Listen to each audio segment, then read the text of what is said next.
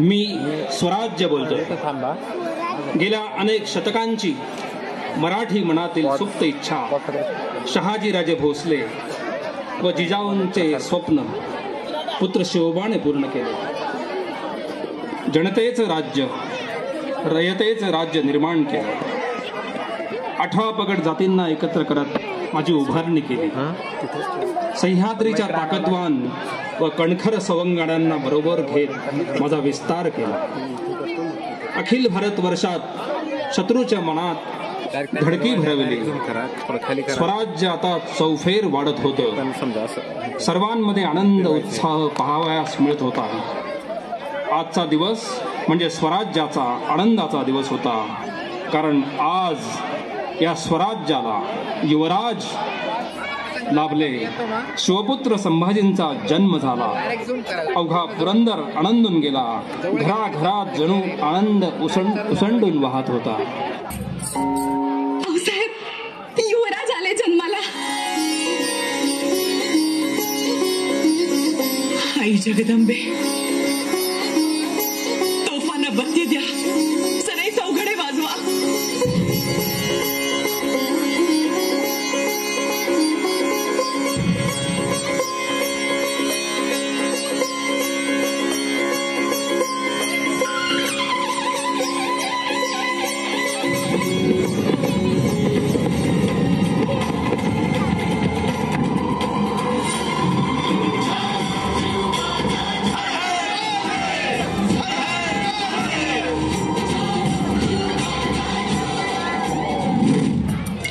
पुरणपोळी. आज युवराज जन्माला आलं. अशी तलवार बनवतो बाळराजांसाठी का की जग दुनिया या जगुलावरच नावच काढे. महादेवानं स्वराज्याला युवराज दिला. मोठी कृपा केली रयतेवर. अरे ते युवराज हा युवराज, ते पांगुळ गाड्या हातात धरून उभं राहणार नाही. ते हातात भाला धरून उभं राहणार आहे. दान पावलं दादा, दान पावलं. शिखर शिंगणापुरी महादेवाला, पंढरपुरात विठुरायाला, तुळजापुरात जगदंबेला, जेजुरी मंदी खंडेरायाला, राजगडावर शिवरायाला दान पावलं दादा, दान पावलं.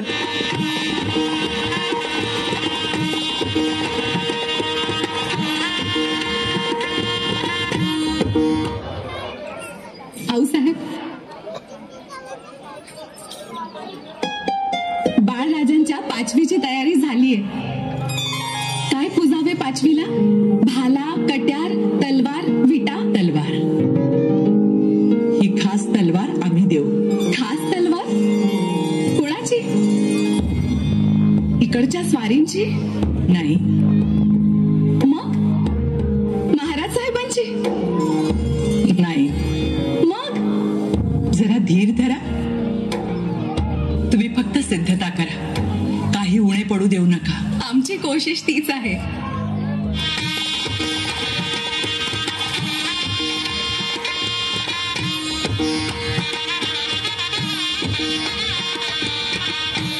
चला, बाळाची 5वी पूजा आणि पूजेत ही तलवार ठेवा. ही कोणाची तलवार? कधी पाहिली नव्हती ही तलवार. खरं तर तुम्हाला ओळखायला यायला पाहिजे. आऊसाहेब, ही दादासाहेबांची तलवार. बरोबर सई, तुम्हाला ठीक याद आहे. आम्ही या गोंड्यावरून ओळखलं. दादासाहेब तलवारीच्या नाकाला गोंडा बांधायचे हे ऐकून होतो आम्ही. आमचे ज्येष्ठ पुत्र संभाजी राजांची तलवार ही.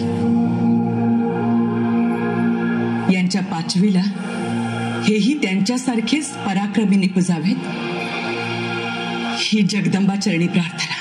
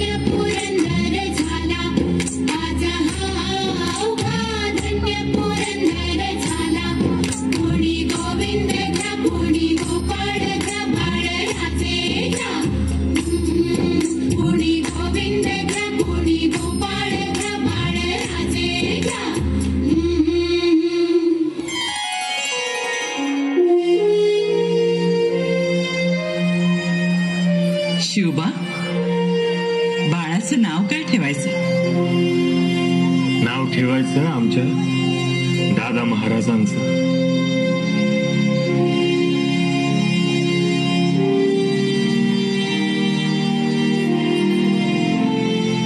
संभाजी.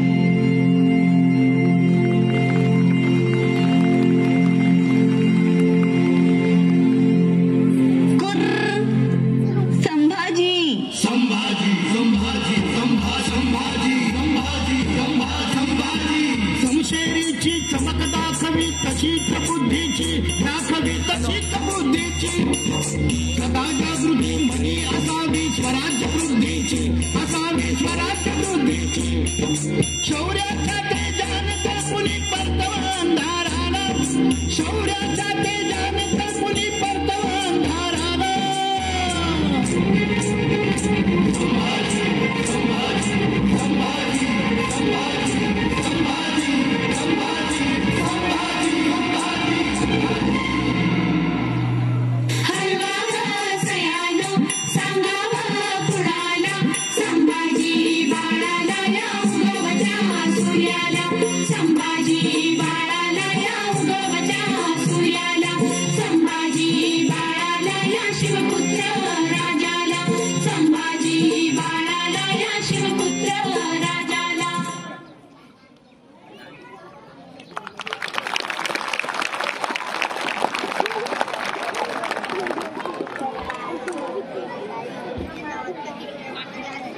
जिजाऊंचे संस्कार, शिवरायांचे अनुशासन यात बाळराजे मोठे होऊ लागले. स्वराज्यातील 18 पगड जातींच्या मुलांच्या बरोबर मित्रत्वाचे संबंध निर्माण होत त्यांचे बालपण घडत होते. रामायण, महाभारत कथांचे संस्कार शिवबांप्रमाणेच सर्व जनमानसात रमणारे शंभूराजे भाषा, गणित, शास्त्र, राजकारण यातील डाव प्रतिडाव शिकत होते. पण सुदृढ शरीरातच सुदृढ मनाचा वास असतो. त्यामुळे शंभूराजांचं शरीर मजबूत करण्यास कटाक्षाने लक्ष दिलं गेलं. योग, प्राणायाम, खेळ, शस्त्र प्रशिक्षण, सहकार्य, कर्तव्य या सर्वच गोष्टी भावी वारसदाराकडे असायला पाहिजे याची खबरदारी घेतली जात होती. स्वराज्याचे भावी छत्रपती हे सुदभर सुद्धा कर्तव्यात कमी पडू नये, त्यांनी सक्षमपणे स्वराज्याची धुरा सांभाळली पाहिजे याची पायाभरणी करण्यासाठी सर्वच काळजी घेत होते.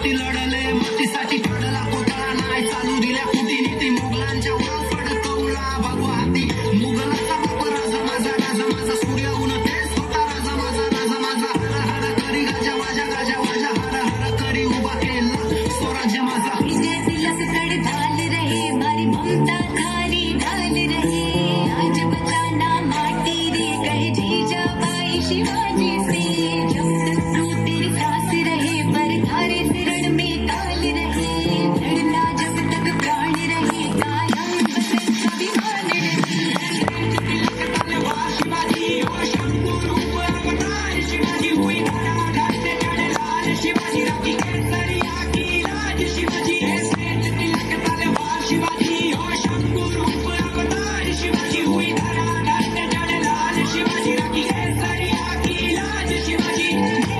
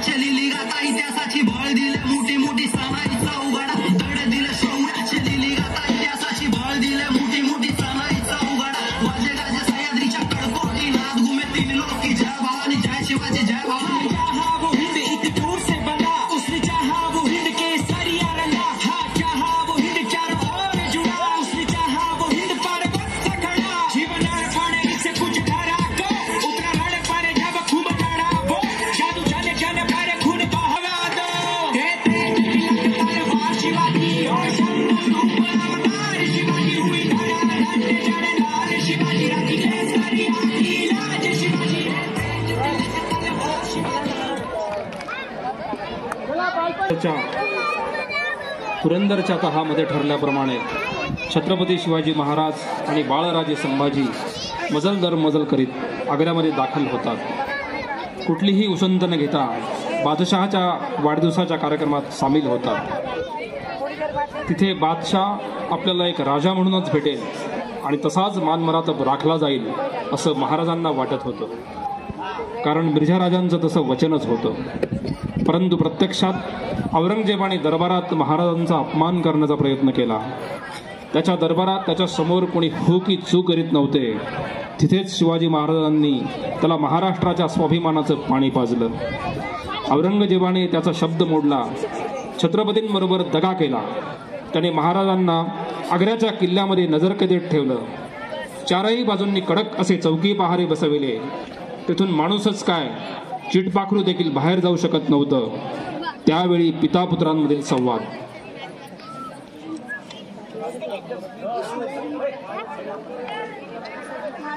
शिधोजीराव, बाळराजे कुठे आहेत बघा. आबासाहेब, आम्ही आलो. या बाळराजे. आबासाहेब, आम्ही आऊसाहेबांना व सर्व मासाहेबांना मुजरा करून आलो. वा, छान. आबासाहेब, हे बघा, आऊसाहेबांनी आमच्या कपाळावर शिवगंध पण कोरले आहे. वा वा, छान दिसतात. अजून काय काम केलेत बाळराजांनी? अजून महादेवांना व आई जगदंबेला बेलफूल पाहून आलो व नमस्कार करून आलो आबासाहेब. वा, खूपच छान. आणि आता मोठ्या मासाहेबांना भेटायला आम्ही आभाळात पण जाणार आहोत. तुम्हाला कोणी सांगितले हे? सर्वजण म्हणतात की मोठ्या मासाहेब आभाळात राहतात म्हणून. होय बाळराजे, त्या आपल्याला सोडून आभाळात गेल्या. आणि आम्हाला न भेटता? तेव्हा तुम्ही झोपले होता बाळराजे. तुमची झोपमोड होईल म्हणून न भेटता गेल्या त्या. मग त्या कधी परत येतील? तुम्हाला कसं सांगू बाळराजे. आभाळातला माणूस देवाच्या परवानगी शिवाय येत नाही. आबासाहेब, तुम्ही राजे आहात. तुम्ही इतरांना पाठवता तसा खलिता पाठवा आभाळाला व बोलावून घ्या त्यांना. मला खूप खूप बोलायचे आहे त्यांच्याशी आणि त्यांना जाब विचारायचे. असं कसं महाराजांची, आऊसाहेबांची माझी भेट न घेता कशा गेल्यात त्या? जगदम जगदम जगदम. बोला ना आबासाहेब, आपण कधी जायचे त्यांना भेटायला? त्या दरबारात का येत नाही?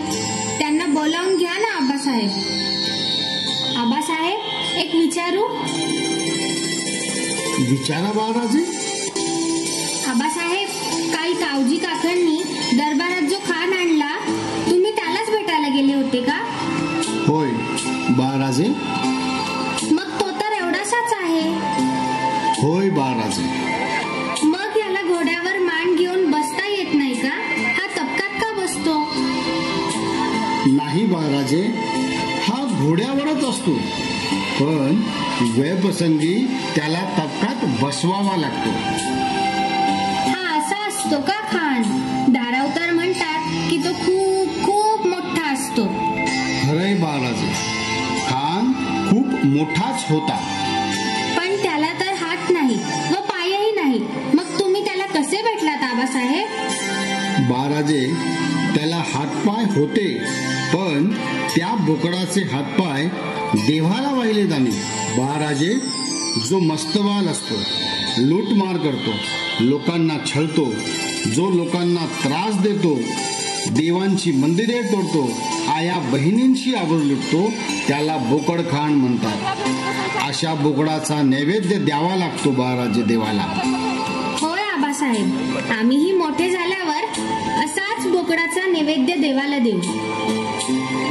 खरंच सिंहाचा छावाच शकतो बाई माझं लेक. खूप खूप हुशार हाय. थोडं राजच शकते जसं.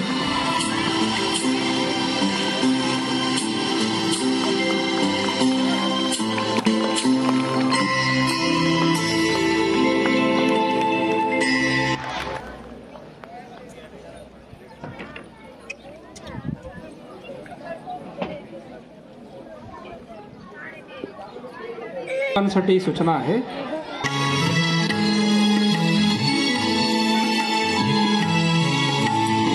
बाळराजे, कसा झाला तुमचा प्रवास?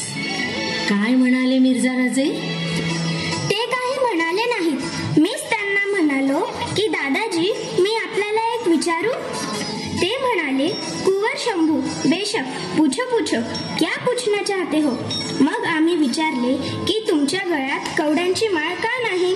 तुम्ही तर भवानीचे भूते आहात ना.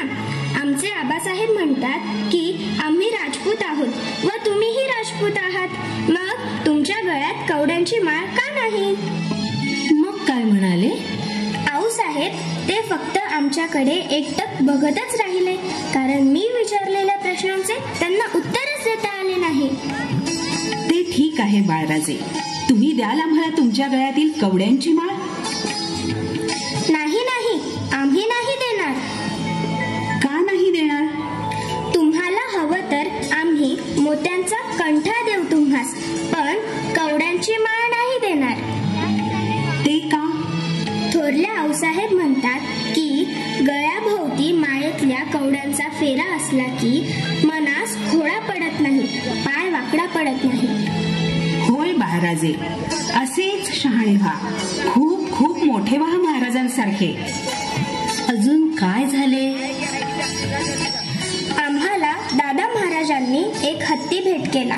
आऊसाहेब, आम्ही त्याला आमच्या हातांनी गवताची पेंडी भरवली. वाह, छान. अजून काय झाले? मग दादाजी महाराज म्हणाले, हाथी पसंद आया कुंवर? आम्ही म्हणालो, ते बिचारे मूक प्राणी, ते कोणालाही पसंत पडेल. कितीही झाले तरी ते पेंढीचे गुरु. मग काय झाले? छावणीत तो दिलेर खान नावाचा सरदार होता आऊसाहेब. हो, त्याचं काय? तो म्हणाला, इतना बडा हाथी उठा के कैसे ले जाओगे शंभू? मग आम्ही सांगितले, उलट उलट का होईना, तुमचे हे जनावर चालते, पण आमच्या आबासाहेबांनी तहात दिलेले गडकोट चालत नाही. ते तुम्हास नेणे कठीण आहे.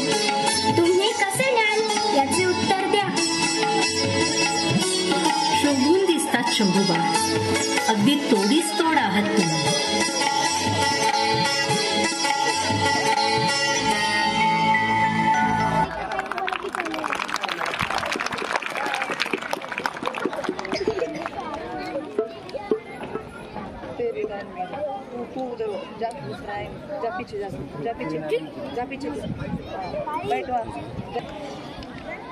शिवाजी महाराज आणि संभाजी राजांचा संवाद.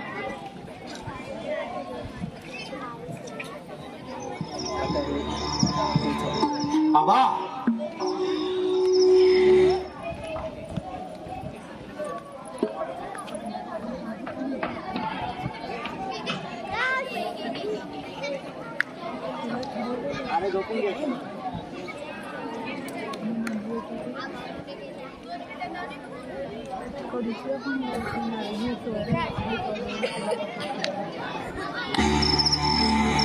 आबा, काय झालं शंभूराजे? आबा, काही नाही. घाबरलात? घोड्यांच्या टापांचा आवाज आला आम्हास. वाटलं तुम्ही आम्हास सोडून गेला. शंभू बाळा, तुम्हाला सोडून आम्ही जाऊ? नाही, पण वाटलं आम्हाला तसं. आणि आबासाहेब, आम्हाला अशी सवय नाही चौकी पहारत राहण्याची.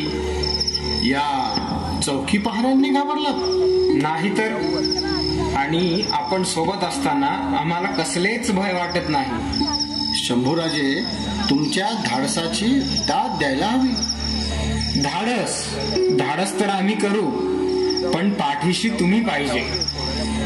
आम्ही पाठीशी पाहिजे? हो, माहित नाही, पण हिम्मत येते आपोआप. चला झोपा आता. शंभू बाळा. आबासाहेब, आपल्याला बरे वाटत नाही का?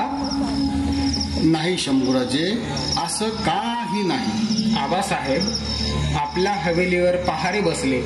बादशहा नाराज झाला. आपण कैदी झालो, याची का काळजी करता? शंभूराजे, नाही. आबासाहेब, आपण काळजी करू नका. आई भवानी आपल्या पाठीशी आहेच ना, आणि आपल्या आऊसाहेबांचा आशीर्वाद शक्तिमान आहे. बघा, काहीच होणार नाही आपल्याला. शंभू बाळा, आणि आता आम्ही आहोतच ना मदतीला. आता जागत बसाल तर आजारी पडाल. आजारी? इथे कोण करणार आहे तुमचं? आता आजारी पडायचं तर राजगडावरच. तेथेच आजारपणाचं कोड कौतुक केलं जातं. चांगली कल्पना आहे आजारी पडण्याची. चला शंभू बाळा, झोपा आता.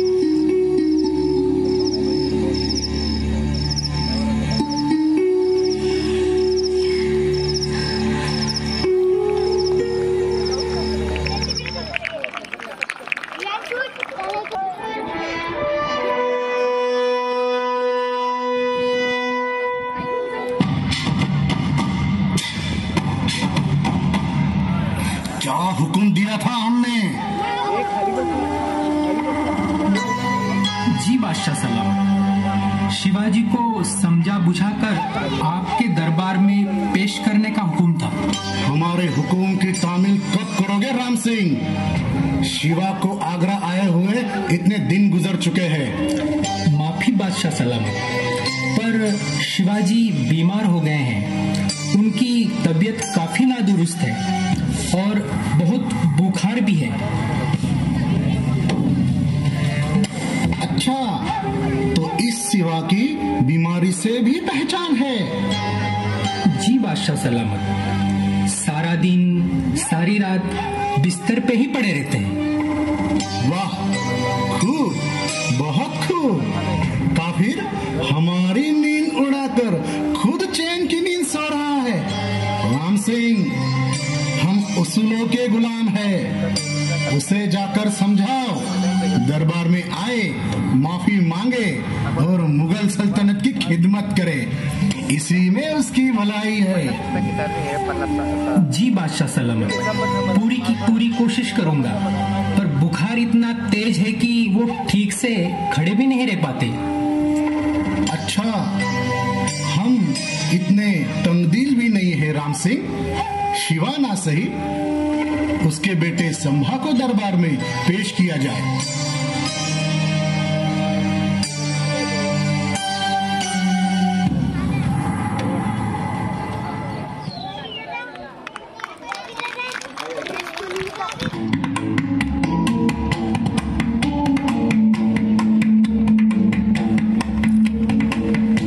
आज तुम्ही औरंगजेब बादशहाला भेटायला जाणार आहात. एकटे घाबरणार नाही आबासाहेब. हिमतीनं जा, आणि ही हिम्मत मराठी मुलखाची आहे हे दाखवून द्या. सावध असा. जी आबासाहेब. आऊसाहेबांनी सांगितलेला प्रत्येक शब्द येथे कामाला येईल. जी. शंभूराजे, इथल्या माणसांशी ओळखी वाढवा. त्यांचे शहजादे, अमीर, उमराव, मंत्री यांच्याशी मैत्री करा. हसून बोला. जी जरूर. आणि सगळ्यात महत्वाचे म्हणजे त्या औरंगजेबाला जिंका. तो शहनशाह आहे, म्हणून दबून जाऊ नका. नाही दबणार आम्ही. तुम्ही निर्धास्त असा. बोलताना स्वाभिमान हवा, उर्मटपणा नको. आबासाहेब, आम्ही मिर्झा आझमच्या छावणीत राहिलो, तो अनुभव इथे उपयोगी पडेलच. होय, नक्कीच. आबासाहेब, काळजी घ्या आपली. येतो आम्ही. गेले हसत हसत. पंत, त्यांना कुठेही जायला सांगा. हसत हसत जातात, हसत हसत येतात. तुमच्यासाठी करतात. नाहीतर एवढे लहान मूल इतक्या दिवसांचा प्रवास करून आग्र्याला येतं याचंच आम्हा सर्वांना नवल वाटतंय. खरंय पंत, आम्हालाही याचं खूप खूप नवल वाटतं. आता इथं त्यांना मिर्झा राजांच्या छावणीत राहण्याचा अनुभव उपयोगी पडेल. अनुभवाशिवाय दुसरं दिलंय काय आम्ही त्यांना? बघा ना, आताही निघाले बादशहाच्या पुढे आमच्याऐवजी. तरीही मनात कुठलीही शंका नाही, कुठलाही प्रश्न नाही. जे सांगू ते करतात, कधी नाही म्हणत नाही, आणि हट्ट तर कधीच नाही. खूप समजूतदार आहेत. बरोबर आहे पंत, आपला मुलगा जेव्हा आपल्या ऐकण्यात असतो तेव्हा आपल्याला असं वाटतं अख्ख्या जगावर राज्य करत आहोत आपण. असं वाटतं आपणच आहोत बादशहा.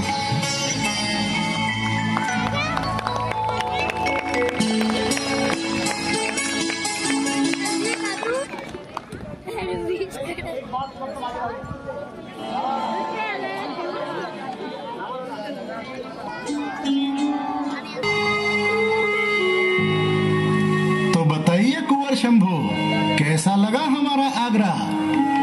आम्ही रमलो आग्र्यात, मतलब दिल खुश हुआ. खूब, बहुत खूब. किसी ने दुरुस्त फरमाया है, जो इंसान एक बार आगरा आता है दोबारा जाने की सोचता नहीं. तुम भी आगरा से लौटोगे नहीं. मेरा मतलब तुम भी रुक जाओगे. जहापणा, आमची ही एक विनंती आहे. आप भी आइएगा हमारे दक्खन, हमारे स्वराज में. सोचेंगे. मेहमान बनकर आइए. दक्खन बड़ा सुंदर है. कुंवर शंभू, आलमगीर औरंगजेब बादशाह है. वो ना किसी का मेहमान हो सकता है और ना किसी का दोस्त. फिर भी आइएगा आप एक बार. आओगे तो वापस नहीं जा पाओगे.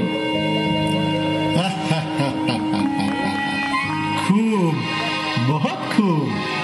तुम्हारी मासूमियत देख के हम खुश हुए.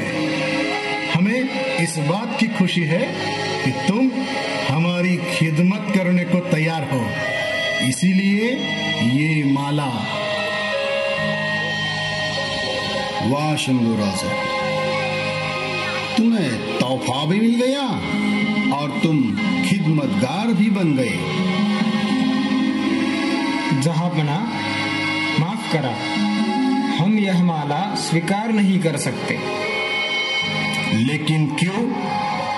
आज तक हमारा तोहफा किसी ने ना कबूल नहीं किया. बादशाह सलामत, ये माला पेश कीमती है और पाक भी है. हम इसे संभाल नहीं पाएंगे. वाह, देखा वजीर सल्तनत, बच्चे के कितने नेक ख्यालात है. कुंवर शंभू, आज के बाद तुम हर रोज शाही दरबार में हाजिर रहोगे. जी जहापना. जहापना, इजाजत हो तो एक विनंती करना चाहेंगे. हमारे पिताजी बीमार है. कृपा करके एक अच्छे वैद्य का प्रबंध हो तो. वजीर सल्तनत, शाही हकीम को फौरन भेज दिया जाए. जी जहापना. आप तो बड़े दयालु है जहापना. इजाजत. इजाजत है.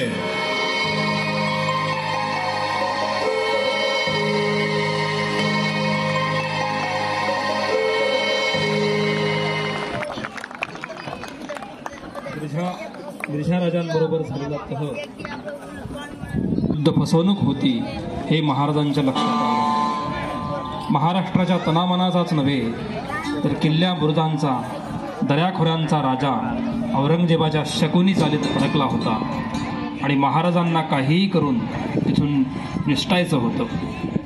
त्यामुळे त्यांनी औरंगजेबाशी अनेक पत्रव्यवहार केले आणि पुढची चाल खेळण्यासाठी स्वतः हातात सूत्र घेतले. स्वतः आजारी पडले. औरंगजेबाचे मोठमोठे सरदार अमीर उमराव यांच्याकडे भेटवस्तू नजराने पाठवायला सुरुवात झाली. साधू फकीर गोरगरिबांना दान दक्षिणा सुरू झाल्या. आग्र्यातील कुंभार, चांभार, माळी, तेली अशा 12 बलुतेदारांकडे बाळ संभाजी जायला लागले. बालवयातच परमुलुखातील लोकांना आपलंसं करायला लागले. त्यांच्याशी संवाद साधायला लागले.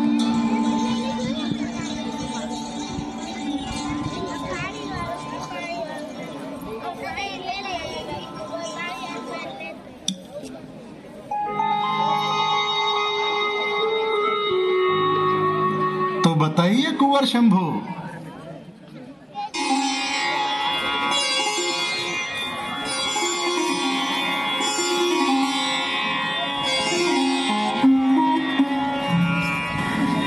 देखिए भाई साहब, आपने ये सुरई पसंद की है ना, ये सारी सुरइयों में बेहतरीन है, दाम तो लगेगा ही ना।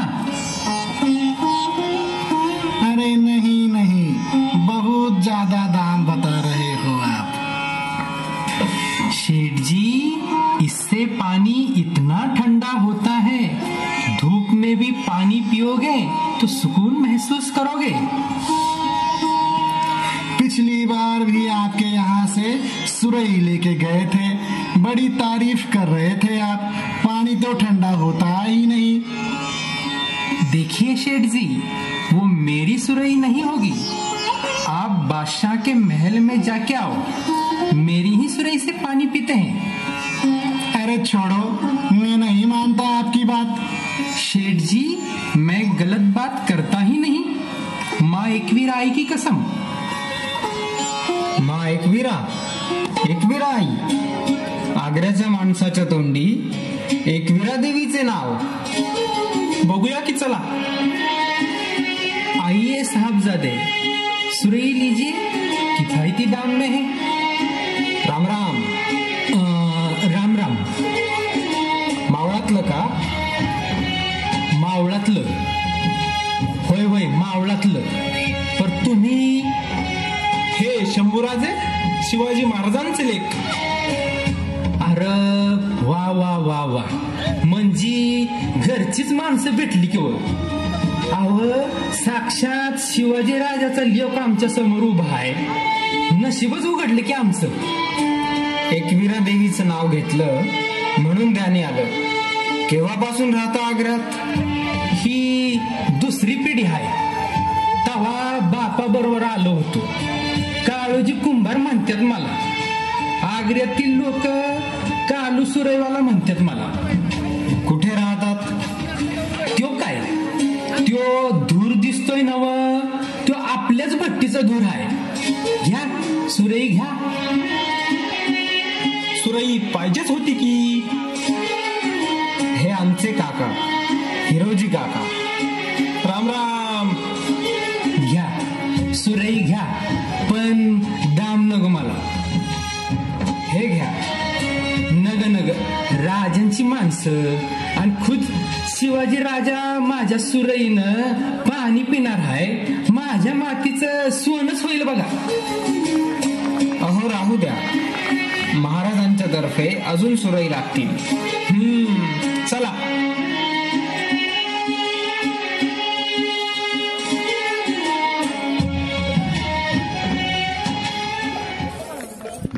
कालांतराने छत्रपती शिवाजी महाराज आणि शंभूराजे आग्र्याच्या किल्ल्यातून सही सलामत सुटतात आणि स्वराज्यात दाखल होतात.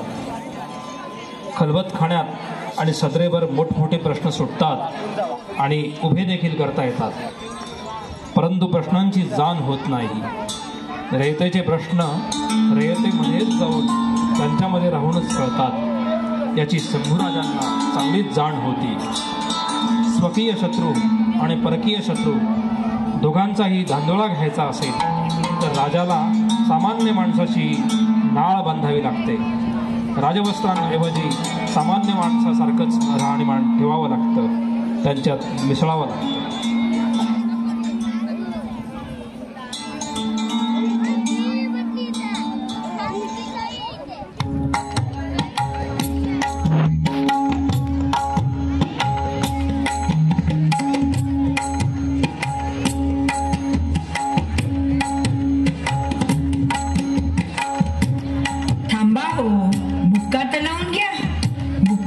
केल्याशिवाय वारकऱ्याला पूर्णत्व येत नाही. पांडुरंग तुमचे कल्याण करो. पण युवराज, असं वेषांतर करून जायलाच पाहिजे का? हो, त्याशिवाय रयतेच्या मनातलं गूच कळत नाही, त्यांच्या अंतःकरणातला सल कळत नाही. पण रयतेच्या मनात स्वराज्याबद्दल आदर आहे. येसू, आदर असला की अंतर वाढतं आणि हे अंतर कमी करण्याचे साधन म्हणजे वेषांतर. वेषांतरात कसं आपल्यासोबत घोडा नसतो, सैनिक नसतात, राजवस्त्रही नसतात, त्यामुळे लोकभावना अचूक कळते, वास्तवाचं अचूक ज्ञान होतं. तुम्हाला ठाऊक नसेल, पण आबासाहेब यात वाकबगार होते. स्वतः मुळी विक्या बनवून अफजल खानाच्या तळावर गेले होते. अफजल खानाला मारायच्या आधी नीट पाहून घेतलं होतं त्याला. हो ना, आपले आबासाहेब कधी शेतकरी, कधी साधू, व्यापारी यांचे रूप घेऊन राजगडी आले होते. हो, त्या कलेमुळेच तर तरलो आम्ही. खरंच, माणसं वेषांतरात फसतात आणि मग बोलतात. येसू, आणि दुसरं महत्वाचं म्हणजे बुऱ्हाणपूरचा रस्ता म्हणजे उत्तरेचा भाग. इथं मोगली खबरगिरांच्या हालचाली सुरू झाल्याची खबर आहे. त्याचाही कानोसा घ्यायचा आहे. पण रयतेच्या कपाळी पंढरीचा बुक्का लावत येऊ आम्ही. पांडुरंग पांडुरंग पांडुरंग.